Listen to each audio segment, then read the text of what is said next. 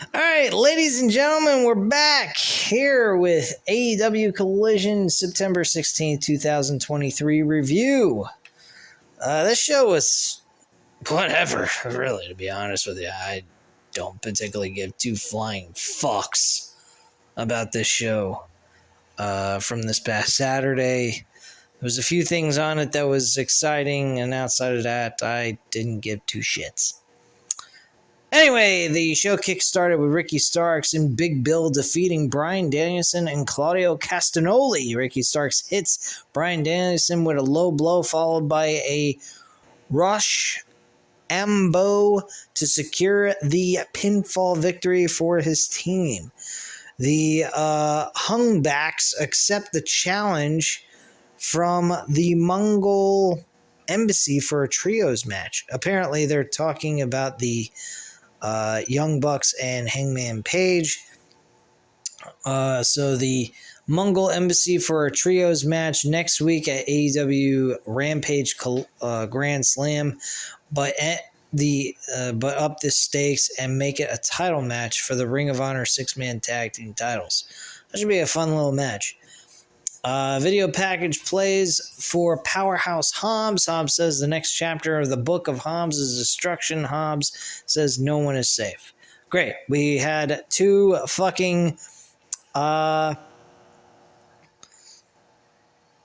weeks in a row of video packages of Powerhouse Hobbs talking about how he's going to destroy everyone and he's going to start the next chapter of the book of Hobbs. And yet he's yet to show himself on AEW Collision. That makes a ton of fucking sense.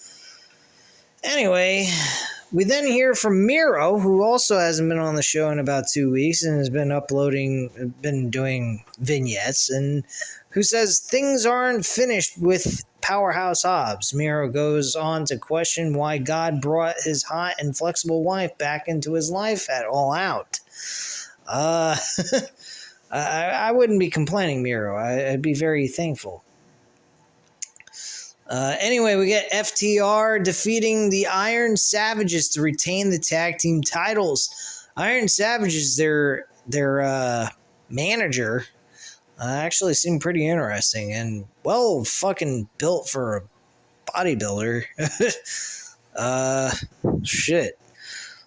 Guy's built like a fucking brick house. And got a lot of enthusiasm to boot.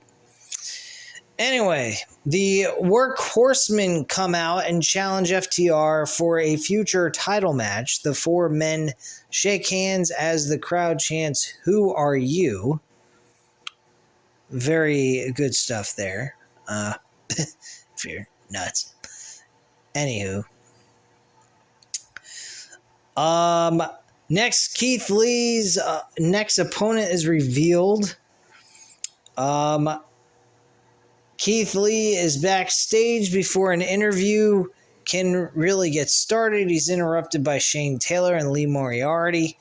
Taylor says Lee always lives in the past. He introduces him to Moriarty, and Taylor says Lee told everyone to run next week, but Shane Taylor Promotions doesn't run, so we're going to have a match between these two next week on Collision. Great, wonderful. Not that I really give a flying fuck.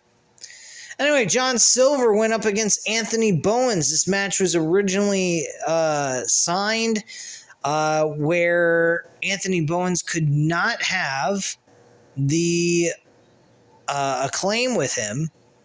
So it was just going to be John Silver and Anthony Bowens with no Dark Order as well. And then after that happened, John's Evil Uno showed up from underneath the ring, no less, and interferes in the match to help John Silver get the W and the win. Kind of happy about that in a way, because I think John Silver and the Dark Order need to get a push. I think we need to get them big and important in the tag team division. So I think that's pretty important. Anyway, Eddie Kingston is backstage. Kingston explains the history between himself and Claudio, which he's done before. And Kingston says he's trying to fix things and it's driving him nuts that he hasn't been able to do that yet. Eddie says this match with Castagnoli will fix things. Kingston says win or lose at Grand Slam, this is it. Kingston dares Castagnoli to try and beat him in New York. And he's used a lot of cuss words in this promo, but a lot of intensity and genuine feeling came, the way I felt came from him in this promo. And I think it was a very good promo nonetheless, excluding the cuss words, because of course we wouldn't be allowed to have that on like a WWE promo, but excluding all that, it was a very good promo nonetheless. And I enjoyed listening to it, and he did a fantastic job. Orange Cassidy and Hook are backstage eating Doritos, which got me kind of interested in getting Doritos, and then I changed my mind because it's like almost 10 o'clock at night at the time that I was watching it.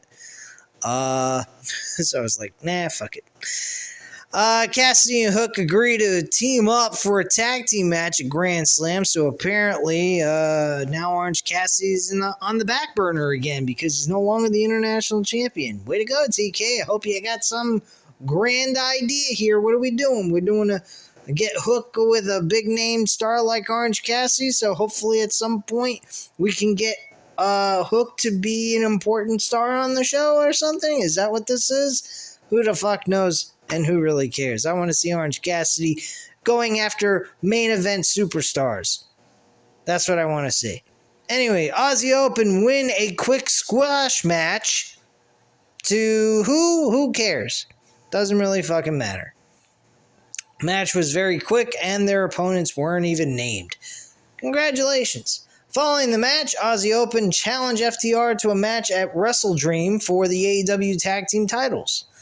That should be a fucking great match. I will be looking forward to seeing that. I don't know if I will be seeing it live or not, but it is what it is. Anywho,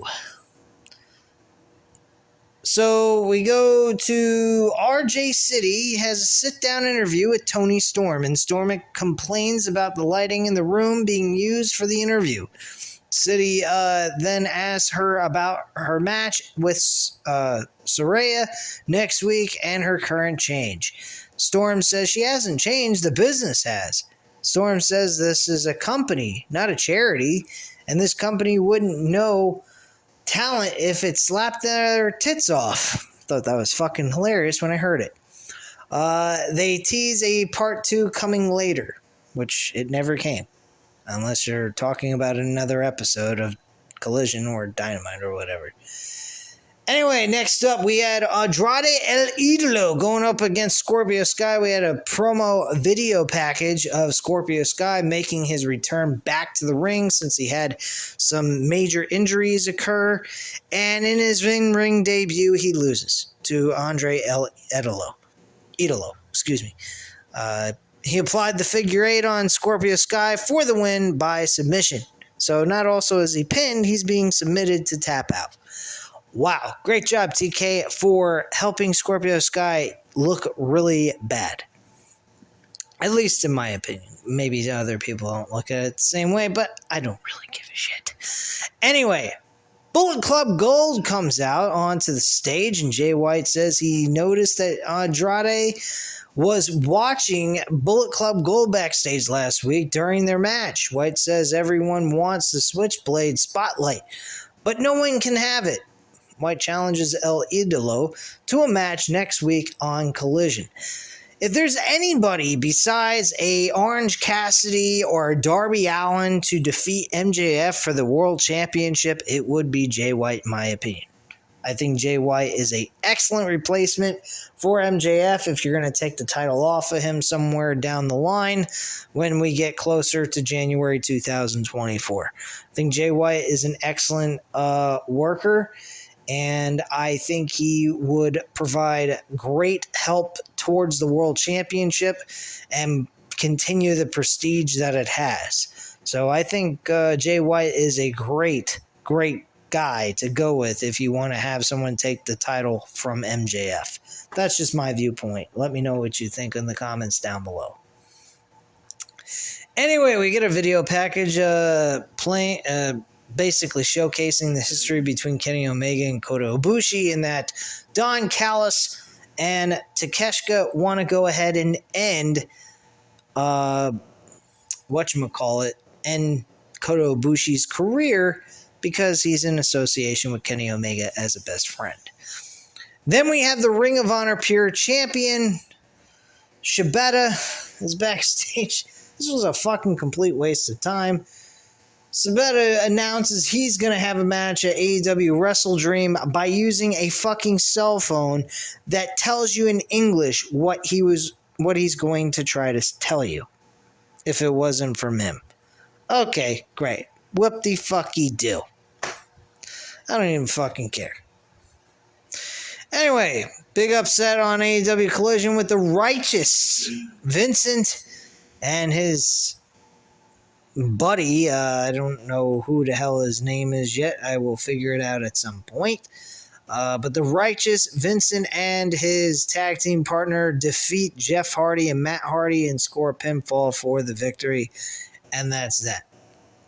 Vincent says the Righteous want a shot against MJF and Adam Cole for the Ring of Honor tag team titles. Should be interesting. I don't think they're going to win, though.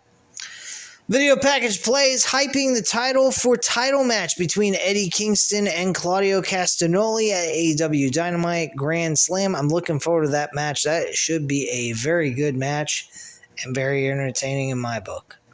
FTR are backstage. They accept Aussie Open's challenge for the match at Wrestle Dream. Ricky Starks and Big Bill are backstage upset, and Starks says he's tired of Bryan Danielson getting all of the attention even though he beat him tonight. Starks challenges Danielson to a Texas death match next week on Collision. That should be really fucking good. And then the main event, we had Chris Statlander defeat Britt Baker to retain her AEW TBS championship on Collision as the main event in Pennsylvania. Penn State University is where this show finished, or took place, I should say. And Britt Baker had a lockjaw locked in, but Statlander went ahead and reversed it into a roll-up to retain the championship, and Britt Baker had the hold locked in on her still, and she was made to look like an idiot in this whole situation. She did not pick up her shoulder, nothing. She just lay there on her shoulders while Statlander had her, Britt Baker's fingers were in Statlander's mouth. Wow. Britt Baker and Chris Statlander shake hands in sportsmanship as AEW goes off the air, and that is pretty much all it was. This was not exactly a great and super duper Collision that we've been used to for the last 3 months or so. I mean, personally to me, it was whatever. Truthfully, that's all I have to say on that. But at this time, guys, you know what to do. Hit the like button if you like this video. Hit the subscribe button if you're not already subscribed to the channel. And leave a comment down below. I'll definitely get back to you on that. Thank you guys very much for watching. And have a great night, guys. Bye.